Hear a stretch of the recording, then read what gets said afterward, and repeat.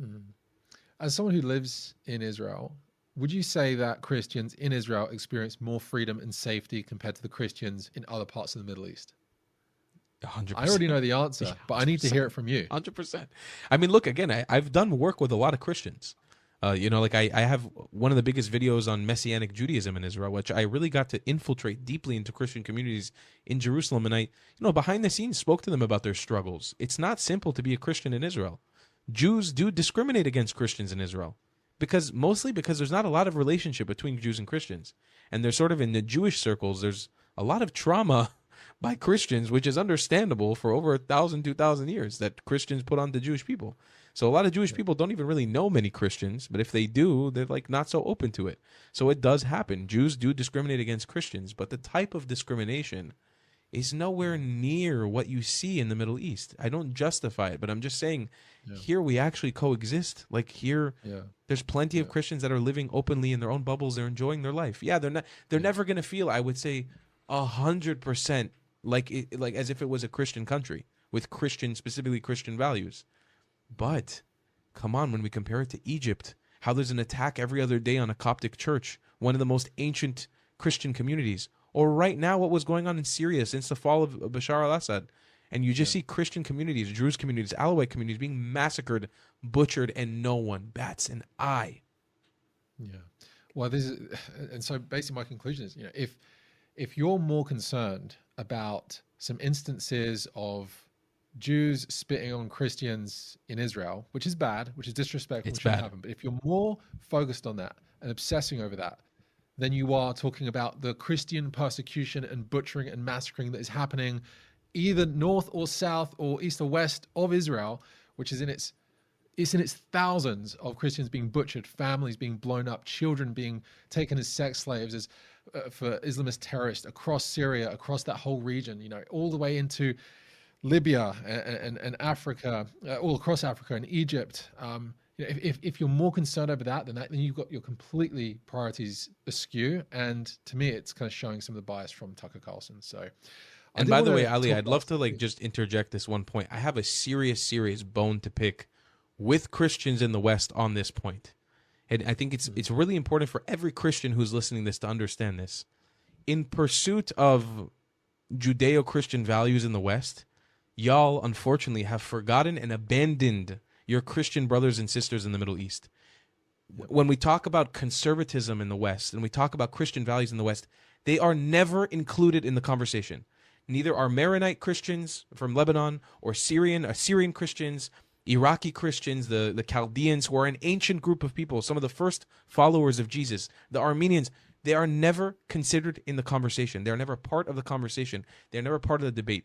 If you want to win the hearts and minds of the people of the Middle East, the Christians of the Middle East, you want to make a difference. And this, every Christian needs to hear this out.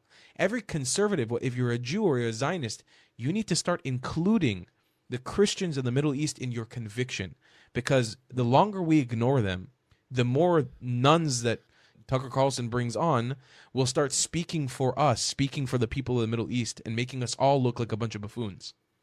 Yeah, absolutely. It's such a good point. And it's, one of the other things about, what we talked about earlier when it comes to Arab colonization is the simple fact that vast regions of what we now call the Middle East were once Christian. And what happened to those Christian communities was utter bloodshed Mm-hmm. when the Islamist conquest came, when Muhammad and those who came after him, who took that lead of military rule,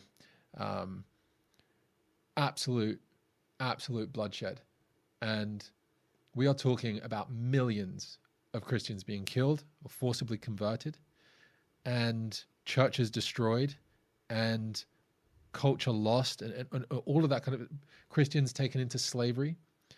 And it happened across the entire region. And not a lot of people realize that up until recently, Lebanon was Christian. Mm-hmm. Syria was majority Christian. You've got Egypt, which was one of the bedrocks of Christianity. You've got the entire region there that was Christian. Cities like Bethlehem, And Nazareth, they were a yeah, majority Christian. They're now a majority Muslim. yeah, yeah. Well, that's one of the things that was discussed in the Tucker Carlson interview. And he mentioned that, the Christian population has now dropped, and he was blaming Israel for that. He's blaming the Jews for that. And I don't know if you've looked into the data or anything, but is he getting that incorrect? Is it really the Jews' fault that the Christians have disappeared there? For example, in Nazareth, it's an interesting story. I'll give the Nazareth equation first, and then I'll give the Bethlehem one next. In Nazareth, I would blame Israel, and actually Israel is at fault, but not because they did it on purpose, but because after the War of Independence, what had happened was, for example, the mayor of Nazareth at the time, instead of fighting the Israeli forces that were conquering the land and starting to set it up as an independent Israeli nation, instead of fighting them, the mayor of Nazareth said, "We will join you. We will be one of the villages, one of the cities who will join Israel." They didn't want to fight. So he actually, because he's Christian, he submitted to Israel and said, "We're going to be a part of Israel." What had happened was many Arab villages around in the surrounding area, some of which were Muslim, then moved into the periphery of Nazareth and became a part of Nazareth when Israel established it as a state. So actually you see an immediate rise in Islamic numbers or Islamic immigration, Muslim population numbers, right after 1948 in Nazareth. And then it just starts because Muslims make way more babies than Christians, just always. You see this massive spike in Muslim population in Nazareth, and that's how Nazareth essentially became a Muslim city. And now Muslim gangs are controlling Christians in Nazareth and abusing them and oppressing them pretty openly. It's like I've actually made a video about this in Nazareth. It's a pretty terrible situation where the Christians can't really 100% lift their heads up above the Muslim supremacy there. In Bethlehem, it's a little bit different. In Bethlehem, I would actually put the blame on Christians in the West. This was a city that was relinquished or given back to the Palestinians. There was no attempt made by any Christian groups anywhere in the world to preserve the Christian heritage of Bethlehem in the face of Palestinian ideology. We know and we've known since 48 that Palestinian ideology is Islamic supremacy and Arab supremacy. Like it or hate it. There can be good things about Palestinians, but that's the ideology. There was never an attempt by Christians in the West to safeguard this place as a Christian holy site and keep it inherently Christian. And I really think that's why it's fallen to the hands of Islamic supremacists.